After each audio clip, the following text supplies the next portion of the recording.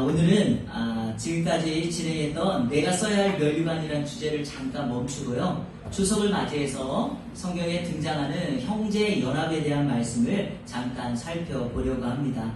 여러분, 형제 연합이라고 하는 것은 일반 사람에게도 성도인 우리에게도 매우 중요한 주제입니다.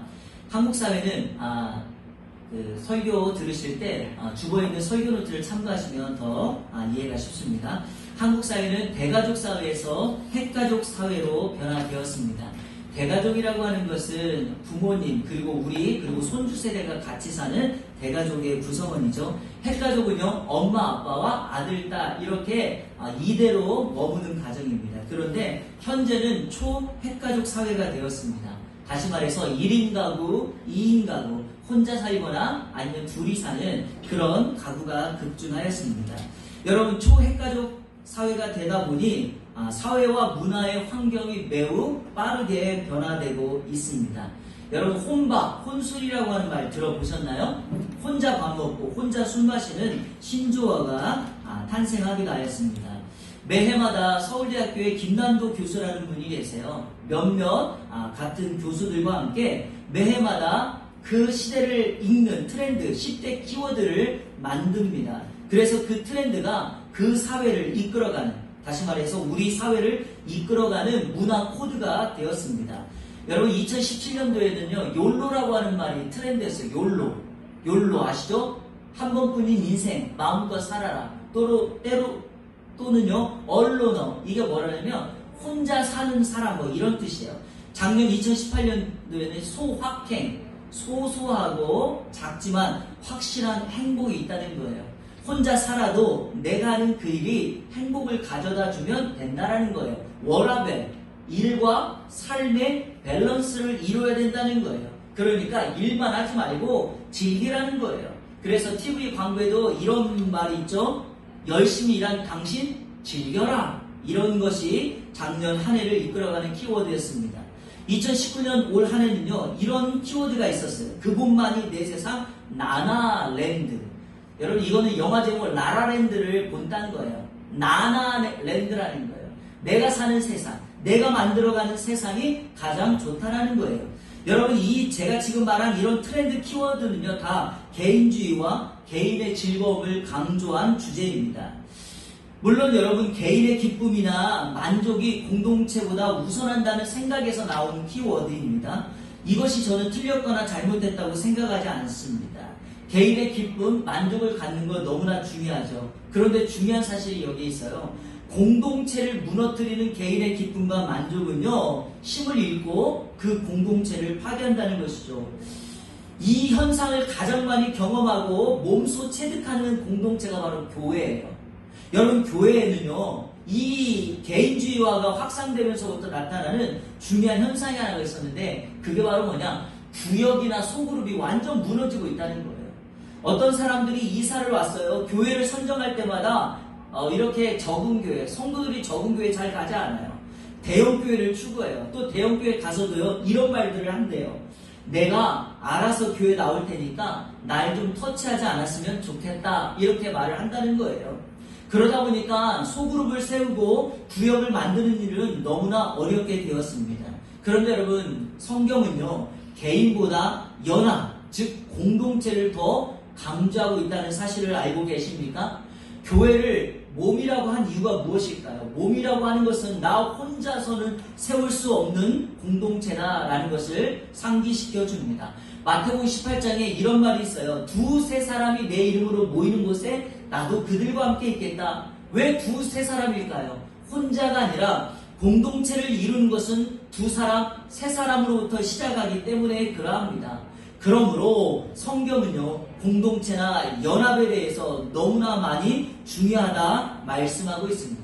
그래서 저는 오늘 추석 명절을 맞이해서 형제 연합에 대한 중요성을 다시 한번 말씀을 드리며, 우리 모두가 교회 연합뿐만 아니라 하나님께서 우리에게 혈육으로 맺어준 부모님과 사랑하는 형제들과의 그 연합에 대한 강조를 하고 싶습니다.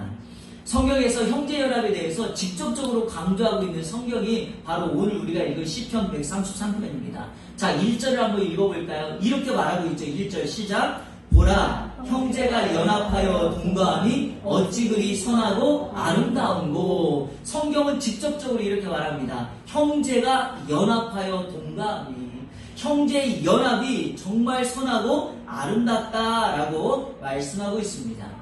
시편 133편은요, 대부분의 학자들은 이렇게 말합니다. 여기서 말하는 형제연합은 이스라엘의 대가족 제도를 본딴 거다. 그러니까 이스라엘은 옛날 과거 우리나라처럼 가족들이 자기 세대만 사는 것이 아니라 할머니, 할아버지, 그리고 아버지, 어머니, 또 우리, 그리고 손자들까지 함께 살았기 때문에 그런 대가족 제도의 풍속을 반영하여 이 이미지를 가져왔다라고 말을 합니다. 그러나 성경의 저자는 여기에서만 머물지 않고요. 여러분 시편 133편 한번 성경 보시겠습니까? 제목이 달려있죠? 뭐라고 달려있죠? 성전에 올라가는 노래, 이렇게 말을 합니다. 시편 133편은 어떤 시냐면요, 이스라엘 백성들이, 그러니까 흩어져 있던 사람들이 절기 때만 되면 예루살렘 성전으로 모여서 하나님께 예배하거든요. 그러니까 이 시편 133편은 어떤 시이냐면 흩어졌던 사람들이 명절을 맞아 고국으로 와 성전에 올라가며 하나님 앞에 제사 지낼 때마다 시편 133편을 노래하고 이 시를 읽으면서 이렇게 다짐하는 겁니다. 더 이상 우리가 흩어지지 말자. 과거 역사를 통하여 이스라엘이 멸망당했고 유다가 멸망당하여 우리가 이렇게 흩어져 살았지만 다시는 우리가 흩어지지 말고 형제 연합, 성도의 연합을 이루자라는 그런 결단을 하며 이 시를 고백했다는 사실입니다. 성도 여러분, 시대를 막론하고요, 어떤 공동체이든지 연합을 강조해 왔습니다. 그럼에도 불구하고 연합하는 일은, 하나 되는 일은 정말 어려운 일입니다. 성경의 역사를 보아도 그렇죠. 그리고 오늘 우리 이 시대를 보아도 하나 된다는 것, 연합한다는 것은 매우 어려운 일입니다. 자, 그러면 질문이 하나 생겨요. 왜 이렇게 형제 연합을 이루지 못할까요? 형제 연합을 이루지 못하는 이유가 도대체 무엇일까요? 뭐 다양한 이유가 있겠지만 성경에서 강조하는 대표적인 두 가지만 여러분에게 소개해 드릴게요. 형제가 연합하지 못하고 공동체가 연합하지 못하는 대표적인 두 가지. 그 하나는 바로 소유의 문제이고요. 다른 하나는 불신의 문제입니다. 한마디로 말하면 소유 때문에, 불신 때문에 연합하지 못한다라는 것이죠. 자, 성경 구절을 통해 한번 여러분에게 설명해 드려보겠습니다. 먼저 소유에 대해서는 창세기에 등장하는 두 개의 성경 구절을 한번 읽겠습니다. 창세기 13장 6절 우리 같이 읽겠습니다. 시작. 그 땅이 그들이 동거하기에 넉넉하지 못하였으니 이는 그들의 소유가 많아서 동거할 수 없었음이니라. 아멘. 그들이 누구냐면 아브람과 그의 조카 롯을 말합니다. 아브람과 조카 롯이 한 땅에 살고 있는데 그들의 소유가 너무나 많아서 그 땅에서 함께 살 수 없었다라고 말을 합니다. 자, 창세기 36장 7절 한 번 더 읽겠습니다. 시작. 두 사람의 소유가 풍부하여 함께 거주할 수 없음이로라. 그들이 거주하는 땅이 그들의 가축으로 말미암아 그들을 용납할 수 없었더라. 아멘. 여기 창세기 36장에서 등장하는 두 사람은 에서와 야곱입니다. 에서와 야곱이 함께 살고 있는데 그의 소유가 너무나 많아서 가축으로 말미암아 그 땅에 살 수가 없습니다. 여러분, 어느 때나 소유의 풍성함은 늘 공동체 문제를 가져왔습니다. 오늘 시대도, 오늘 우리가 살고 있는 이 시대도요, 소유의 대표성을 띠고 있는 물질, 돈, 이것 때문에 사랑하는 공동체가 많이 깨지고 있는 것을 볼 수가 있습니다.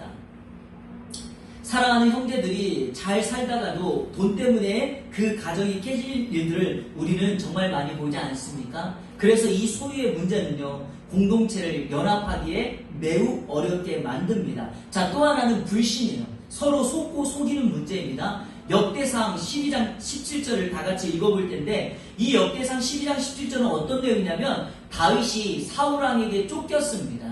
그런데 쫓기고 있던 다윗에게 많은 사람들이, 용사들이 찾아옵니다. 그때 다윗이 그 자신을 찾아왔던 용사들에게 했던 말인데 이렇게 말합니다. 같이 읽겠습니다. 시작. 다윗이 나가서 맞아 그들에게 말하여 이르되 만일 너희가 평화로이 내게 와서 나를 돕고자 하면 내 마음이 너희 마음과 하나가 되려니와 만일 너희가 나를 속여 내 대적에게 넘기고자 하면 내 손에 불의함이 없으니 우리 조상들의 하나님이 감찰하시고 책망하시길 원하노라 하네. 아멘. 내 마음이 너희 마음과 하나가 되려니와, 여기 하나가 바로 연합한다는 말이에요. 그러나 너희가 나를 속인다면, 다시 말해서 공동체를 깨는 게 바로 뭐예요? 마음을 숨기고 그 사람을 속일 때 그 공동체는 분열되게 되어 있습니다. 그러므로 어떤 공동체이든지 간에 속고 속이는 일이 반복되면 그 공동체는 불신의 공동체가 되어 연합할 수 없습니다. 여러분, 우리 이안의 공동체가 서로 하나 되고 연합하려면 어떻게 될까요? 서로 믿어주고 신뢰해주고 사랑해주는 것, 그것이 우리 이안의 공동체를 하나 되게 만들어 갈 줄로 믿습니다. 그럼 오늘 말씀을 통하여 다윗은 시편 133편에서 형제 연합을 위하여 무엇을 강조하고 있을까요? 첫 번째, 형제 연합은 선하고 아름답다는 것을 강조합니다. 한번 따라해볼까요? 형제 연합은 선하고 아름답다. 자, 우리 1절 말씀 다시 한번 읽겠습니다. 시작. 보라, 형제가 연합하여 동거함이 어찌 그리 선하고 아름다우고. 아멘. 여러분, 이전 성경, 우리가 지금 가지고 있는 개역개정 이전 한글 개역판에는요, 이 1절을 번역할 때 보라 이 말을 빼놓고 번역했어요. 그러니까 그냥 형제가 연합하여 이렇게 썼거든요. 그런데 원문 성경이나 영어 성경에는 이 보라라는 말이 있기 때문에 개역 개정판을 바꿀 때는 보라라는 말을 집어 넣습니다. 이런 거예요. 여러분, 보라. 자, 보십시오. 이 말을 한 건 무엇입니까? 이 글을 읽고 있는 사람들의 주의와 관심을 주목시키는 거죠. 제가 여러분에게 이렇게 말했다고 해보세요. 저를 보세요. 그러면 무슨 의미예요? 저를 좀 주목해 주세요. 이 말 아닙니까? 이 다윗이 이 보라라는 말을 쓰면서 이 시를 읽고 있는 사람들의 주의와 관심을 모읍니다. 왜냐? 이 말을 하고 싶어서. 형제와 연합하여 동감이 어찌 그리 선하고 아름다운가. 너무 중요하니까요. 그리고 여러분, 이 형제 연합이 너무 중요한 이유가 우리 이 1절 말씀은 원문이나 영어 성경에 보면 순서를 바꿨어요. 한글 성경은 형제가 연합하여 동감이 어찌 그리 선하고 아름다운지 이렇게 했잖아요. 그러나 원문이나 영어 성경에 보면 이렇게 돼 있지 않고 먼저 이렇게 나와 있어요. 어찌 그리 선하고 아름다운고 형제가 연합하는 것이 이렇게 되어 있어요. 자, 그래서 이 의미를 좀 더 여러분에게 쉽게 설명하기 위하여 이 1절을 현대어 성경이 어떻게 쓰고 있는지 현대어 번역판을 같이 한번 다 같이 읽겠습니다. 시작! 어찌 이보다 즐거우랴, 어찌 이보다 아름다우랴, 형제 자매 오손도손 아껴주며 사는 것. 여러분, 정말 그런 것 같습니까? 형제 자매가 오손도손 아껴주며 사는 것이 얼마나 아름답고 얼마나 즐거운지 모릅니다. 우리 이 안에 성도님들, 형제 연합하여 이렇게 살아 하나님의 선하고 아름다움을 경험하는 우리 모두가 되기를 축복합니다. 오늘 이 말씀이 우리에게 새롭게 다가오는 이유가 하나가 있죠. 오늘 이 시대는요, 형제 연합하기가 너무 어렵고요. 실질적으로 형제가 연합하여 사는 모습을 찾아보기가 어려워요. 제가 아까 설교 서두에 말했던 것처럼 개인주의가 발달하고 개인의 만족을 추구하며 살았기 때문에 너무나도 힘든 세상이 되었습니다. 형제 간에, 부모 자식 간에 거래를 하면서 살아갈 때가 너무나 많이 있습니다. 얼마 전에 저는 유튜브에 모습을 보면서 박미선이라는 크리스찬 개그우먼이 어떤 그 프로그램에 나와서 했던 그 말을 잊지 못합니다.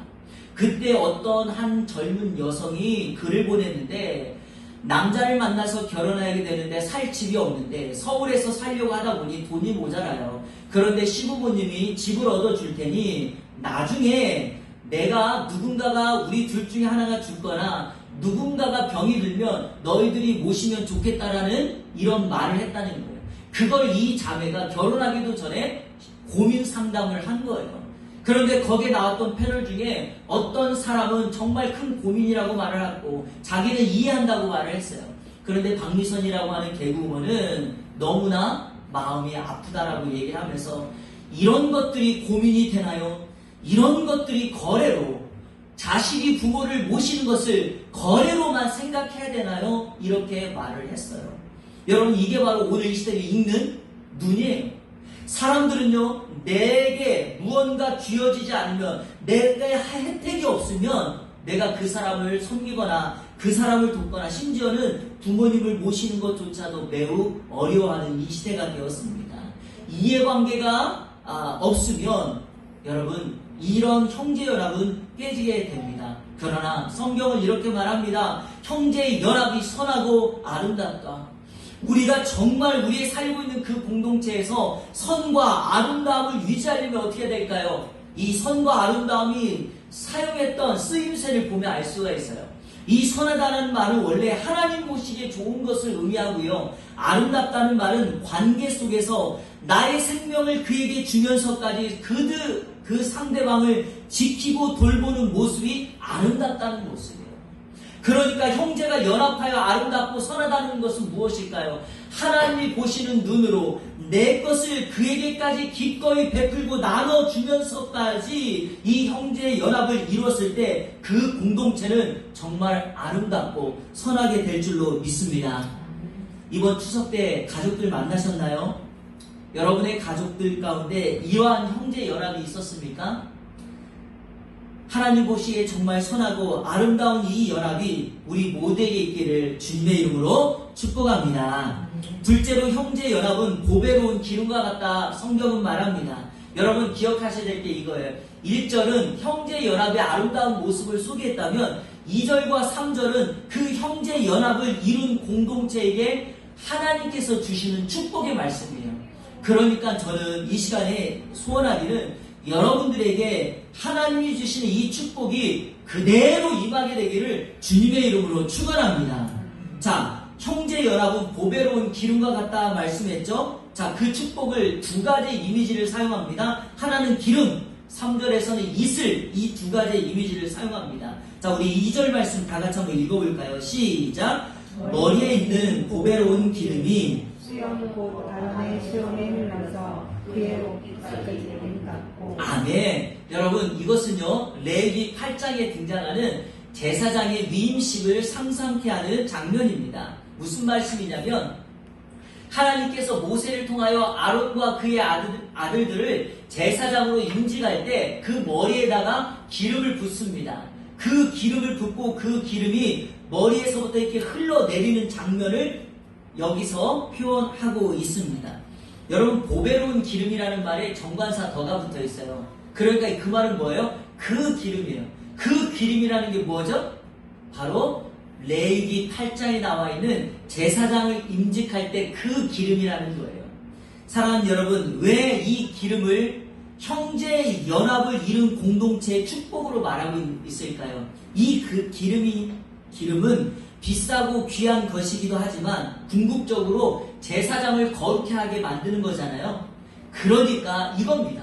형제 연합을 이루는 공동체에는 하나님께서 그 공동체를 거룩하고 구별하게 만든다라는 것입니다. 기억하십시오. 그리고 여러분 여기 보니까 그 기름이 아론의 수염을 타고 옷깃까지 흘러내리잖아요. 원래 수염이라고 하는 것은 고대 근동의 남성의 영화로움이에요. 남성이 이렇게 수염이 잘 나는 것은 참 남성답다라는 칭호를 받게 만들죠. 그런데 대제사장 아론의 수염이라는 것은 무슨 의미입니까?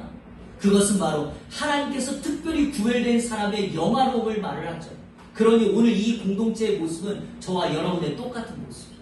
왜냐하면 하나님이 저와 여러분을 예수 믿는 사람을 왕같은 제사장이라고 말을 하고 있으니 저와 여러분이 제사장 된 우리가 형제 연합을 이룬다면 하나님께서는 저와 여러분을 통하여 완벽하고 완전한 거룩함을 이루겠다 약속하고 있습니다.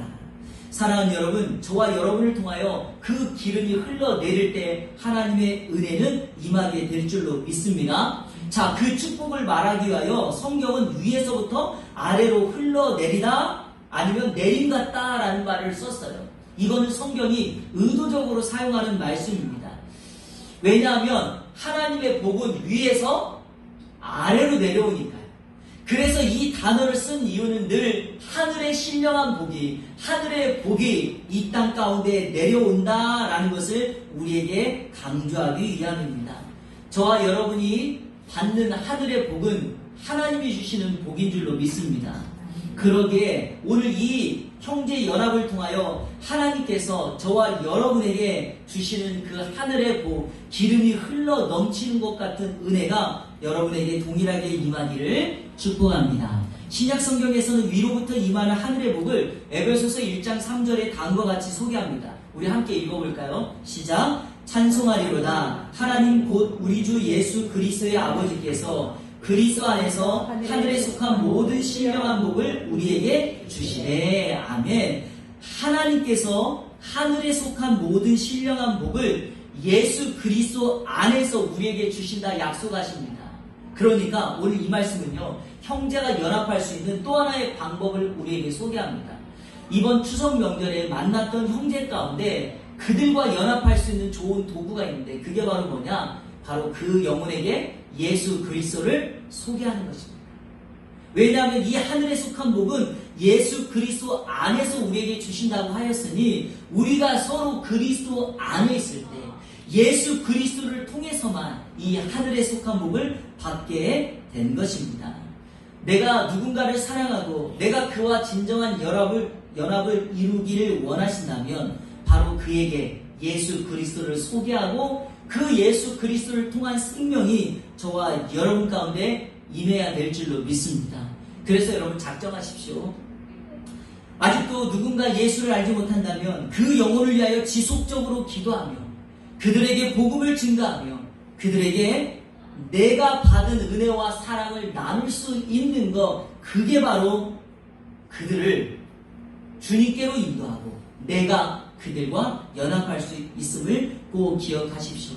이 시간 축복하기는 보배로운 기름의 은혜가 우리 모든 성도님들 가운데 임하기를 주님의 이름으로 축원합니다. 마지막 셋째로 형제 연합은 헐몬의 이슬과 같다 말합니다. 헐몬의 이슬. 자, 세 번째 3절에서는 이슬이라고 하는 이미지를 사용하여 하나님이 위로부터 우리에게 주시는 축복을 설명합니다. 자, 우리 3절 같이 읽겠습니다. 시작.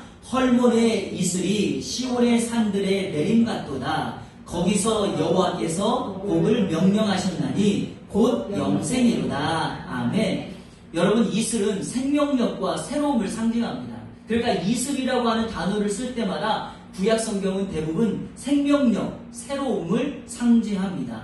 헐몬산은요, 이스라엘에서 가장 높은 산인데 여기서부터 물이 흘러내려 요단강까지 임합니다. 그러니까 여러분, 이 헐몬산에 내리는 이 이슬은요, 정말 많은 물을 이 갈릴리 바다로 요단강으로 흘려보냅니다. 그래서 헐몬의 이슬을 학자들은 이렇게 번역해요. 많은 이슬. 헐몬 이슬 이퀄 많은 이슬이라고 번역을 합니다. 그런데 한 가지 문제가 있어요. 헐몬산이 오늘 성경에 보니까 시온산까지 임한다고 말씀합니다. 그런데 이 거리가 보통 거리가 아니에요. 약 320km거든요. 그러니까 헐몬산에 내리는 이슬이 시온산까지 간다는 것은 이거는 매우 불가능한 일이에요. 자, 그러면 오늘 성경은 왜 이렇게 쓰는가? 이것은 바로 시적인 생략 때문에 그러합니다. 이렇게 번역을 해야지 맞는다는 거예요. 헐몬의 이슬이 헐몬산에 내림같이 시온의 이슬이 시온산에 내림같도다. 이렇게 시인이 썼는데 이것을 시적인 생략을 하고 있다는 것입니다. 자, 여러분 한번 물어볼게요. 이스라엘은요, 사막 기후거든요. 그 이스라엘이 사막 기후에도 불구하고 농작물이 자라날 수 있는 비결이 뭘까요? 이른 비와 늦은 비가 적절하게 내리는 것 외에 이 이슬 때문에 그래요. 하나님은 새벽마다 그 이스라엘에 이슬을 내리게 해서 그 이슬이 그 농작물을 풍성하게 만들어냅니다. 이런 의미에서 호세아서 14장 5절은요 정말 저와 여러분에게 의미심장한 말씀을 전달합니다. 자, 같이 한번 읽어볼까요? 시작. 내가 이스라엘에게 이슬과 같으리니 그가 백합화같이 피겠고 레바논 백향목같이 뿌리가 박힐 것이라. 자, 여러분, 내가는 하나님이에요. 하나님이 이스라엘에게 뭐와 같다? 이슬과 같다는 거예요. 그래서 저는 이 성경 구절을 너무 좋아요. 하나님은 어떤 하나님이에요? 이슬과 같은 하나님이에요. 여러분, 이슬이 새벽에 맺힐 때 우리가 알게 맺힙니까? 모르게 맺힙니까? 모르게 맺혀요. 하지만 그 이슬은 맺힙니다. 하나님의 역사는, 하나님의 약속은 우리 눈에 보이지 않지만 그 약속을 실현하시는 분이 바로 우리가 믿고 있는 하나님입니다. 하나님이 그 약속을 이스라엘에게 하고 계시다면 오늘 이 말씀을 듣는 저와 여러분에게 동일하게 약속하고 있지 않겠습니까? 자, 이 호세아 14장 5절을 현대어 성경은 이렇게 번역합니다. 내가 하늘에서 내리는 이슬처럼 이스라엘을 어떻게 한다? 새롭게 한다. 자, 조금 전에 제가 이슬은 두 가지를 상징한다 그랬죠? 생명력과 새로움. 그러니까 하나님이 이스라엘에 대해서 이슬처럼 역사하겠다는 말은 그들을 다시금 새롭게 만들겠다라는 것을 의미합니다. 이 시간에 축복하기는 오늘 이 말씀을 통하여 저와 여러분의 인생이 다시 한번 새로워지고 이번 추석을 기점으로 하여 예수 믿은 여러분을 통하여 여러분의 가정이 다시 한번 생명력과 새로움을 갖는 주의 역사가 임하게 되기를 주님의 이름으로 축원합니다. 말씀을 뵙겠습니다. 자, 여러분 사진 하나 준비했는데 여러분 혹시 이 사진 누군지 아십니까? 효돌이 효순이라고 불리는 사진이에요. 효돌이 효순이 혹시 아시나요? 들어보셨어요? 얼마 전에 며칠 전에 뉴스에서 나왔어요. 이 효돌이 효순이가 인형인데 어떤 인형이냐? 인공지능 로봇이에요. 인공지능 로봇. 우울증이나 심한 외로움을 안고 살아가는 독거 노인들을 위하여 만든 인형이에요. 강원대학교 연구팀에 의해서 개발된 이 로봇은요, 2017년 12월에 개발되어서 춘천 지역을 중심으로 해서 6개월 임상실험을 거쳤는데 놀라운 일이 벌어졌어요. 어르신들의 우울감이 높았던 게 떨어지고요. 식사를 안 했던 어르신들이 식사를 하게 되고 약을 제때 챙겨 먹음으로 인하여 건강이 회복되고 삶의 행복도 증진되었다는 거예요. 사별의 아픔, 투병의 상처 등이 완화되고 심리적 안정을 찾게 되어 이 어르신들이 뉴스에 나와서 뭐라고 말하는가? 나는 이 효돌이 효순이하고 오래 살고 싶어. 이렇게 말을 했다는 거예요. 그런데 여러분, 이 효돌이 효순이가 그렇게 큰 일을 한 것이 아닙니다. 아침 시간이 되면 이 효돌이 효순이가 이렇게 말합니다. 할머니 일어나세요. 좋은 아침입니다. 오늘은 9월 15일이에요. 이런 말을 한다는 거예요. 그러면 할머니 할아버지가 이들의 말에 기상을 하고 효돌이 효순이와 대화를 한다는 거예요. 너도 좋은 아침이냐? 이렇게요. 또 시간이 되면 이렇게 말합니다. 할머니 식사하셔야지요. 약 드셔야지요. 그래서 약을 빼먹지 않는다는 거예요. 아침 저녁으로 효돌이 효순이가 가장 많이 하는 말이 혹시 뭔지 아십니까? 할머니 사랑해요. 여러분, 효돌이 효순이와 함께 하시는 어르신들이 이들과 대화를 나누면서부터 외로움을 달래고 삶의 활력소가 생겼다고 그들은 말을 합니다. 무엇을 의미할까요? 누군가와의 연합, 함께함이 큰 능력이며 힘이라는 것입니다. 여러분, 교회의 능력이 어디 있을까요? 이 땅에 소외되고 외로운 사람, 누군가는 알아주지 않지만 교회는 그를 알아주면서 그들에게 함께하고 있다는 사실, 내가 너를 축복하고 내가 너를 사랑하고 있다는 것, 그들을 섬기며 연합하는 것이 진정한 교회의 능력이 아닐까요? 그런 의미에서 오늘 이 시대를 살아가는 저와 여러분은 세상이 아파하고 힘들어하고 있는 누군가를 살려내는 영적인 효돌이 효순이가 돼야 될 줄로 믿습니다. 이번 한 주간 형제연합을 통하여 하나님께서 선하시고 아름답다고 그것을 증명하며 살아가는 우리 이 안의 모든 성도님들 되시기를 주님의 이름으로 축원합니다.